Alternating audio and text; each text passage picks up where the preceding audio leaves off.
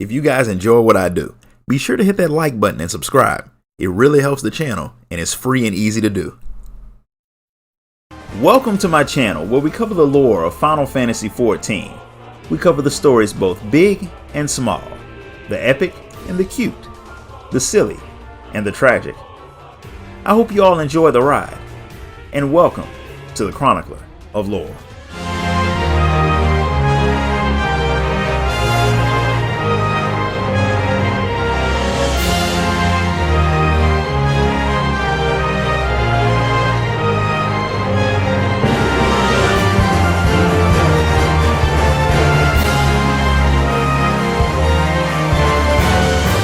Out in Mordona, the Warrior of Light heads out to check in with Derek to see just how things are coming with the investigation into the Phantom Realm, and it turns out that he heard from Grahatia just a little while ago. He and Krau finished all of their work in Charlian, and they're headed over there at that very moment to run some field tests. When they get there, Krau's her normal cheery self, while Graha's about to die because he's carrying what looks like an old school jukebox on his back. The device is an etheric analyzer, and it lets you scan and collect data on different forms of ether. It records it and stores it for later study. In other words, it's a very bulky scouter from Dragon Ball Z that can read power levels. Since the Phantom Realm is hidden by illusions, studying the place is hard, so Graha figured that using the right equipment would make things go more smoothly. The equipment's hard to carry, but that's probably because they forgot that Chocobo exists, and so do carts and airships, and all other types of more efficient ways of shuttling things around. He could have just put it in a wheelbarrow and that would have made more sense than using himself as a pack horse. Either way, the device is not his. The forum lent it to them as well as all of the money they needed to fund their trip, meaning Graha could have definitely afforded to rent a wagon to carry the thing. They need to return it in the same shape that they got it in, especially since they don't usually lend things out. The students of Baldesion are highly respected, as are the Scions of the Seven Dawn, so the forum made an exception for them. Krau still wants to rebuild the students so they won't need to rely on outside help, and she thinks succeeding at finding out about the Phantom Realm and the 12 will get her organization the recognition that it needs to get back on track, which means this task has to turn out well. It's going to be hard since the 12 are confusing creatures. They're supposed to be guardian deities of Eorzea, but for some reason they want to fight mortals, and Krau has no idea why. The only way to find out is to talk to them, so you all head back to the Phantom Realm where Snogum's waiting for you. She's happy to see you all and the etheric analyzer, and she's even more excited to tell you about what she's found out about the monument in the center of the Phantom Realm. She's found out that she has no idea what the monument says. In other words, she's found out nothing according to Derek, but she says that finding out what you don't know is an important part of research, because once you know what you don't know, you can start trying to figure it out. The language written on the monument has been seen in other places before, so it can be translated, but bits of information are missing. So once it's complete, then she can get started on finding out what it says. She has a pretty simple plan for that. You're all in the realm of the gods, and they seem to like to talk to mortals, so you could simply ask them. Of course, they also want to fight, so if you offer to give them what they want, they'll probably give you what you want. All you have to do is call them and they should show up. Snogum has an idea on how to do that, and she leads you all to the gate of the Heaven of Earth. The Heaven of Earth is said to be Nophica's realm, and there's a saying passed down in Gridania that she thinks will get the goddess's attention since the city does worship her. So even though it seems stupid, your entire group screams out Montoy, and it actually works. The gate opens and Nophica shows up. She's very well designed, let's just say that. And Snogum goes full fangirl over her since she looks exactly like she did in all of the drawings from the legends. And the goddess did actually want to talk to you all. She knows that you're trying to figure out what the monument says, and if you fight her and a few more of her friends, they'll give you the key to do it. That sounds nice, but Graha remembers how uncooperative the other gods had been, and he wants to know if she's being 100% honest. Apparently they've been watching your actions since the last little contest, and they've decided that even after you figure out what the monument's for, you'll all still be willing to help them. So it's not that big of a deal. She'll tell you more after the fight, so she leaves to get ready while you do the same. At first, Graha had planned on going back to the heavens you had visited the last time you were there, but Nophica's deal makes for much better opportunities. Derek's not going to come with you this time since you kinda know what to expect, and with his extreme lack of combat skills, he's not going to exactly be useful. So it'll be you and Graha heading in this time. He won't be able to fight with you since he'll be carrying the massive device, which means you'll have to figure things out yourself. And since there's nothing left to do, you head into the second trial of the 12, Euphrosyne. The first person you run into is Nophica, and she immediately shows you that some of the most dangerous people in the world are landscapers. She takes her scythe and proceeds to beat you to death with flowers because nature can be rough. Once you've finally beaten her, she sends you on to the next challenge, which turns out to be Althic. At first he was going to fight you alone, but his sister Nophica decides to join the party because what better way to make your life more difficult than to have you go up against two gods at once. One is controlling space and time, while the other one shows you that astrologians are actually meant to be a DPS job. Once you've dealt with that nightmare, you move on to face the most violent goddess of them all, Halone. Fire and ice bosses are always rough, but this woman is kind of insane. She's a paladin with a spear, and when I say she knows how to fight, if Xenos wanted a challenge, he should have started something with her. She is the best, most brutal fight I've seen in a 24-man, and I loved it. When she falls, you move on to the final challenge, Nophica. She tries to kill you on her own, but when you prove that you won't die that easily, she brings in her wolf and steps things up to 1,000. And despite being strong, she doesn't hold a candle to Halone. With the last challenge completed, the Warrior of Light finally heads back outside. Kroll and the others are happy to see that you didn't die, but Snogum is more excited to see what data G'raha collected in the device. The drive holding the data is really fragile, so she has to be very careful while taking it out. So of course Nophica appears at the perfect time to try to make her drop it, and she winks at her because she clearly did it on purpose. Fortunately, Snogum didn't ruin the data when she jumped, and of course Nophica didn't appear alone. Nophica and the others are there too. They all want to talk to your group because they seem to really like mortals, probably because they don't hang around them enough to know that they suck, and they're true to their word. They agree to give you what you need to read the monument, but to do that they need you to picture in your mind something that's used to hold knowledge, and they'll manifest it for you. That sounds exactly like what Emmett Selk told you to do when he used creation magic for you. Is that a hint at the fact that Square Enix lied and the 12 are the ancients who worked with Vanna to summon Hydaelyn, or is it something else? Everyone thinks of what they believe holds knowledge, and as expected for G'raha, Snogum, and Kroll, they manifest books. Derek gets an old treasure map, and the Warrior of Light gets a tombstone. All of the items will work the same, and what the group will have to do is take them to special stones that are scattered around Eorzea. They contain the information needed to finish the writing on the monument, and all any of you have to do is hold the objects the gods gave you up to the stones, and they'll download the info. The 12 scattered the stones across the world so mortals wouldn't find out the secrets, but people found the stones and started using them as objects of worship called the Marks of the 12. That makes them easy to find since everyone there knows what they are. They're located in the 3 major city-states, Kurthus and Mordona, so it'll be faster if you all split up and go to different areas. And oddly enough, some of the gods want to tag along with you. Nophica doesn't want to bother any of you like that, but Nophica and Halone do. Obviously, all of the mortals want them to come along, so that settles things, except for one new development. Azima, Birago, Rogger, and Narthal show up in their animal forms wanting to tag along too. Since 3 gods will stay in the realm, things will be fine, so everyone groups up and heads off, leaving Derek, the Warrior of Light, Halone as a little ice wolf, and Nophica in rabbit form to head to Kurthus and Mordona. Derek is kind of confused by why the gods decided to set the 2 of you off traveling together, but Nophica says it's simply because the 2 of you make the most interesting group. One is a hero who's killed gods, and another is an explorer who's seen more of the world than most, which does make them into an interesting set of traveling companions. Between Kurthus and Mordona, you should find the marks of Nophica, Thaliak, and Halone, so along with Derek's little pet, who after the 2 gods' interaction with is either just a regular creature or a god who's really good at hiding himself, you all head to Mordona to draw out the info in Thaliak's mark. The Warrior of Light handles the simple task, while Nophica gives you a little bit of info about the stones themselves. They're indestructible, and just like the monument in their realm, they've been there forever.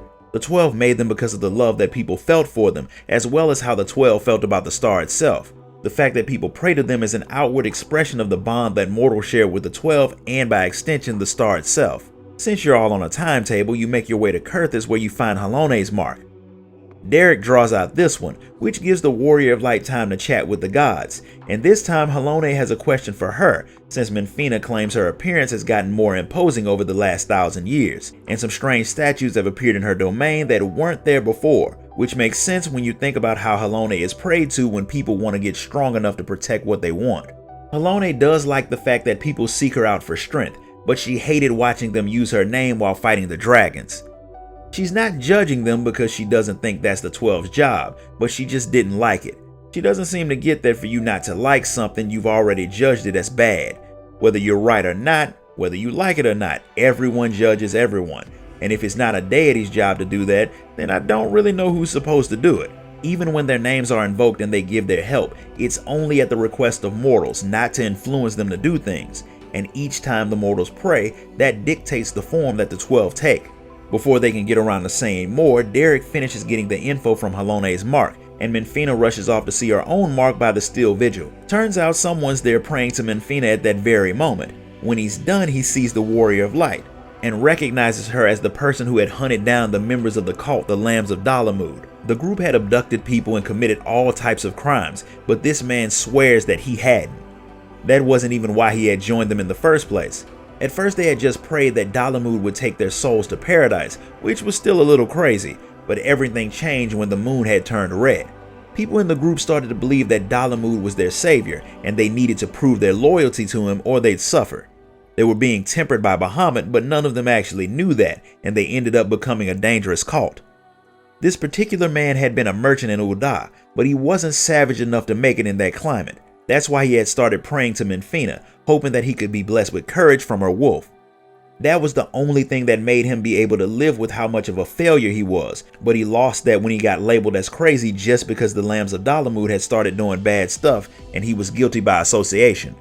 The man is so desperate for someone better than he is to guide him that he stoops to begging the Warrior of Light to point him in the right direction, since no god will even answer his prayers. As a surprise to everyone, it's Derek who hits the man with some words of wisdom, telling him not to give mortals the same standing in his life that he gives to the gods. People like the Warrior of Light may be strong, but they're still mortals. They make mistakes, get scared, and they fail just like everyone else. That strength doesn't make them any better than any other person either, and for the former Lamb of Dalamud, Derek thinks he needs to take time, travel around while keeping the faith in Menphina, and he'll figure out his place in all of this. The words help the man, and he gets the feeling that Menphina had guided you all there in his hour of need to get him straight, which she literally did, and he heads off to seek out his own path. As he leaves, Menphina whispers a blessing to him that will undoubtedly help him on his journey. Derek doesn't feel bad about offering the man unsolicited advice, and now that he's gone, the Warrior of Light draws the information out of Menphina's mark. After seeing how the man had acted, Menphina lets you know that none of the 12 want their existence to cause problems for mortals. But with them being the way they are because of mortals' beliefs, sometimes that's unavoidable. One man's blessing could be another man's curse. Her wolf's very existence came from mortal worship, but none of the 12 are all powerful. They can't grant every wish, but they do always hear their prayers, and they do care. With that said, you've all completed your part, which means you can head back to the Phantom Realm, but Derek is kind of worried about Cryle. G'raha had seemed worried about her too because something was clearly bothering the woman. Derek wants to go check on her, so the four of you head to Gridania since that's where she went with Birago and Nophica. When you get to Gridania, Menphina can sense Nophica and Birago, but for some reason they've all split up. Since Nophica is closer, you all track her down first. Apparently she got separated from the others when she stopped to listen to the elementals. Since she's the patron of the land, they were pretty eager to tell her about current events, but while that's the reason why she ended up separated from the group, it shouldn't have stopped her from sensing Birago and tracking him down. She didn't because Cryle wanted to deal with the marks without Birago and Nophica looking over her shoulder, so they gave her space, but Birago followed her just in case something went wrong. He's out in the area called the South Shroud, so you all head off to find him. He's not hard to track down even in his Spriggan form, but he is surprised to see you all there. Cryle has already drawn out the information from Birago's stone, and now she's headed for Althix. Birago had been following her, but he lost sight of her when you all showed up. You know where she's going, so to make your journey there easier, Birago summoned some eagles for you and Derek to ride. Cryle's already at the stone when you all get there, and she's happy to see that it's you, especially since she had been worried about Odin popping up. Some people have forgotten that Odin still prowls around the area murdering people. Derek wants to know why she sent the gods away, but it's mainly because she wanted to figure things out on her own, which is technically what the 12 told you all to do. Despite telling you to do it yourself, they told you all where to go and even came with you, which is not really what she or the students of Baldessian stand for. They don't want help finding the answers, they want to figure it all out. and she kinda wants to experience a bit of what you do as an adventurer, braving danger alone and proving yourself. Now that Derek understands, he's not worried anymore, so you all head back to Quarry Mill to wait for Crow to finish what she's doing. While you're waiting, Derek wonders why he suddenly started to take an interest in other people's problems. When Crow makes it back, you all head back to the Phantom Realm to meet up with the others. After telling Graha and Snogum about your little trip, the 12 return to their sanctums, and you all put the knowledge you've gathered into the monument, which lets Crow finally be able to read it. The first thing it says is that since the 12 exist as the will of the star, they can be influenced by hopes and prayers, so they marked out their duty on the monument so they would never stray from their purpose. Birago will reign over construction and encourage people to build things. Rauger will be the god of destruction and strengthen the star's heart and guide mankind's regeneration. Azima will be the goddess of the sun, maintain its light, and reveal the truth to everyone. Nalthal will rule over the underground and reveal the treasures in the world and what's inside of people. Nophica is the goddess of fertility and will fill the land with life. Althic will govern space and time and keep the star progressing forward. Halone will rule ice and tranquility.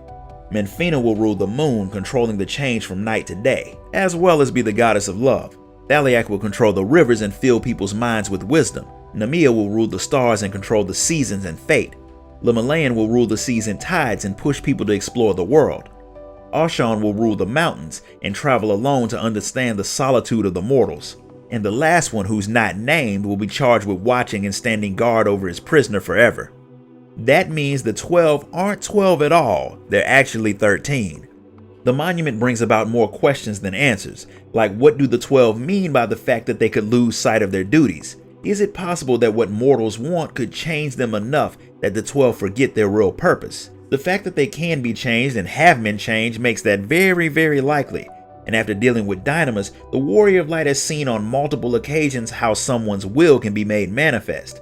The events with the Omicron Beast Tribe showed that. So are the 12 creatures made entirely of Dynamis? And if they are, that likely means they are not the Ancients. The 12 can't predict how people will change them, but the monument will always be there to remind them of who they're supposed to be. They also said they endure by the will of the star, and that of course meant Hydaelyn. But Hydaelyn's dead, so are the 12 fading away, or was Hydaelyn's prayer that the 12 fulfilled their duty, and without her, they're being swayed at a greater rate by the will of the mortals? Crow thinks that when Hydaelyn sundered the world, she ordered the people who worked with her to do what they could to maintain the stability of the world. If that's the case, it means that the 13th member of the 12 is actually the Watcher on the moon. The best way to find out is to ask him, and since there are 3 gods left in the Phantom Realm that you haven't dealt with at all, it may be best to get all the information you can before you face them, since you don't know what will happen once you do. So before you all run off to chat with the Watcher, Crow and Graha will head back to Sharlayan to study the data that you gathered while the Warrior of Light gets some rest, because she'll definitely have more difficult fights ahead. Derek, despite being a loner, seems to be sad that your adventure together will likely be over soon, since he realized that he actually enjoys your company, but he promises that he'll stay to see things through to the end. But all things come to an end, and knowing that makes them all the more enjoyable while they're happening.